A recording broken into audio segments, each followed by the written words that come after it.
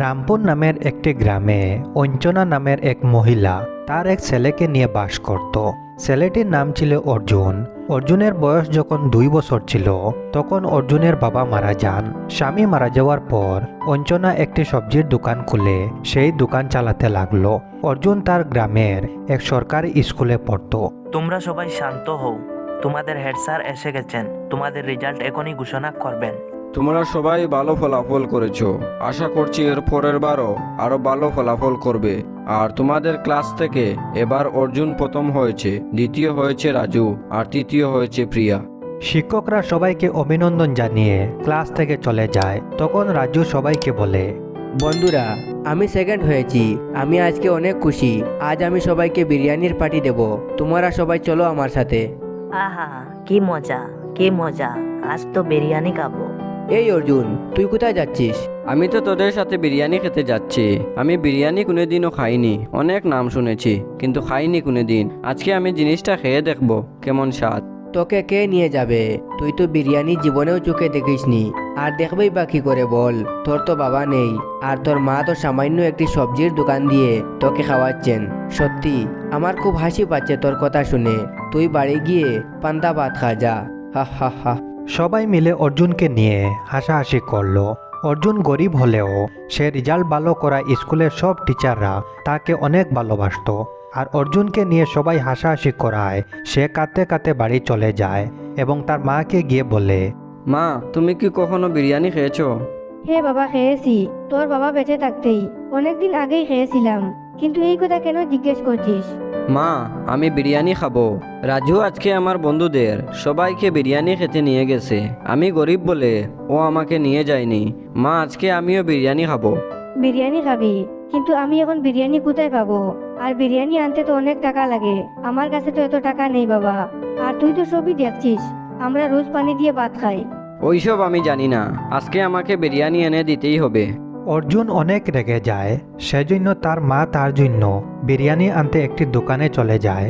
বিরিয়ানি কত টাকা প্লেট দাদা? 200 টাকা প্লেট। কত প্লেট লাগবে দিদি? আরে বাবা রে, আমার কাছে তো এত টাকা নেই, আমার কাছে 50 টাকা আছে। তুমি 50 টাকার অল্প করে একটু বিরিয়ানি দিয়ে দাও, আমার বাচ্চা ছেলেটা খাবে দাদা। 50 টাকার বিরিয়ানি? তুমি কি পাগল নাকি? 50 টাকা এক পিস মাংসও পাওয়া যায় না, আর তুমি বিরিয়ানি খেতে এসেছো? চলে যাও এখান থেকে। এমন করে বলো না দাদা, মাংস না দিলেই হবে। আরে কেন মাথা খারাপ করছো আমার? বিরিয়ানি গরিবদের খাওয়ার জিনিস না, তুমি বরং সাদা ভাতে রং মিশিয়ে খেয়ে নাও, বিরিয়ানি হয়ে যাবে। দোকানদার অঞ্চনাকে উল্টাপাল্টা বলে তাড়িয়ে দেয়। সে কি করবে কিছুই বুঝতে পারছে না। অনেক চিন্তা করার পর সে একটা দোকানে চলে যায় আর সেখান থেকে জাফরং কিনে আনে আর বাড়িতে এসে পুরনো ভাতের সাথে মিশিয়ে দেয়। আর খাবারটি দেখতে বিরিয়ানির মতো লাগে। এই নে অর্জুন, বিরিয়ানি আমি তোর জন্য দোকান থেকে কিনে এনেছি, খেয়ে দেখ বাবা, অনেক ভালো লাগবে। দাও মা, আমি জানতাম তুমি আমার জন্য বিরিয়ানি নিয়ে আসবে। খুব মজা হয়েছে মা, তুমিও খাও, দারুণ মজা হয়েছে। অর্জুন কোনোদিনও বিরিয়ানি না খাওয়ায় সে ওটাকে বিরিয়ানি ভেবে মজা করে খেয়ে নেয়। পরের দিন স্কুলে তার বন্ধুরা সবাই বিরিয়ানি খাওয়ার গল্প করে।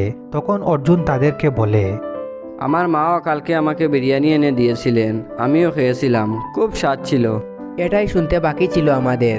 আর মিথ্যা কথা বলিস না, বিরিয়ানি অনেক দাম। তোর মা সবজির দোকান দিয়ে কত ইনকাম করে যে তোকে বিরিয়ানি খাওয়াবে? আমি সত্যি বলছি, তোরা বিশ্বাস করছিস না তো? আমি কালকেই তোদেরকে বিরিয়ানি নিয়ে এসে দেখাবো। অর্জুন বাড়িতে গিয়ে তার মাকে বলে যে পরের দিন টিফিন বক্সে বিরিয়ানি দেওয়ার জন্য। অঞ্চনা ঠিক আগের মতো করে তাকে বিরিয়ানি বানিয়ে দেয়। অর্জুন স্কুলে গিয়ে টিফিন বক্স খুলতেই সবাই অবাক হয়ে যায়। তখন অর্জুন তার বন্ধুদেরকে বিরিয়ানি খেতে বলে। কই দেখি কেমন বিরিয়ানি। এ বাবা, সি সি, এত বাজে বিরিয়ানি। বিরিয়ানিতে কিছুই নেই, আলু নেই, মাংস নেই, এইসব কিছুই নেই। সাদা ভাতে রং মিশিয়ে নিয়ে এসেছে আর বলছে বিরিয়ানি নিয়ে এসেছে। আমাদের এত সহজে বোকা বানাতে পারবি না, বুঝলি? আরে রাজু, এটা হলো গরিবের বিরিয়ানি। অর্জুনকে তারা সবাই অনেক অপমান করে। সে বাড়িতে এসে তার মায়ের উপর খুব রাগ করে। তখন অর্জুনের মা তার দোকানে যাওয়ার জন্য বেরিয়ে পড়ে। তখন অঞ্চনা দেখতে পায় একটা ছোট্ট মেয়ে রাস্তা পার হচ্ছে আর তার সামনে একটা ট্রাক আসছে। তখন অঞ্চনা সেই মেয়েটাকে গাড়ির সামনে থেকে বাঁচিয়ে নেয়। তখন বিরিয়ানিওয়ালা ফটিক এখানে আসে। সে দেখতে পায় ওটা তার মেয়ে। মন্টি, তুই এখানে? তোকে আমি দোকানে বসিয়ে রেখেছিলাম না? আমি ওকে বাঁচিয়েছি গাড়ির সামনে থেকে। যাই হোক, ওর কিছু হয়নি। অঞ্জনাকে দেখে ফটিক লজ্জায় মাথা নিচু করে নেয়। সে তার কাছে তার ভুল স্বীকার করে আর সে অঞ্জনাকে তার বিরিয়ানির দোকানে নিয়ে যায়। এই নাও, তোমার আর তোমার ছেলের জন্য 2 প্লেট বিরিয়ানি। আর আজ থেকে তোমার ছেলের জন্য প্রত্যেকদিন তোমার বাড়িতে বিরিয়ানি পাঠিয়ে দেওয়া হবে। আর আমাকে ক্ষমা করে দিও দিদি, আমি তোমাকে অনেক অপমান করেছি। আজকে তুমি আমার মেয়ের প্রাণ বাঁচালে। না না, পুরনো কোনো কথাই আমি মনে করিনি। বিরিয়ানি দেওয়ার জন্য অনেক ধন্যবাদ তোমাকে। আমার ছেলে আজকে অনেক খুশি হবে। আমি যাই এবার। দিদি, আমি চাই যে তুমি আমার দোকানে আমাকে সাহায্য করো। তোমাকে ভালো মাইনা দেব আমি। আর দেখবে তোমার সংসারে কোনো অভাব থাকবে না। অঞ্জনা কাজের কথা শুনে অনেক খুশি হয় এবং বিরিয়ানি নিয়ে বাড়িতে ফিরে আসে। এই নে বাবা, আমি তোর জন্য আসল বিরিয়ানি নিয়ে এসেছি। খেয়ে দেখ বাবা, অনেক মজা লাগবে। আমি জানি তুমি আবার আমাকে বোকা বানাবে। আমি খাবো না, যাও তুমি খাও। অঞ্জনা তার ছেলেকে সব বুঝিয়ে বলে আর অর্জুন বিরিয়ানি খেয়ে অনেক খুশি হয়। আর অঞ্জনা তার ছেলের মুখের হাসি দেখে শান্তি অনুভব করে।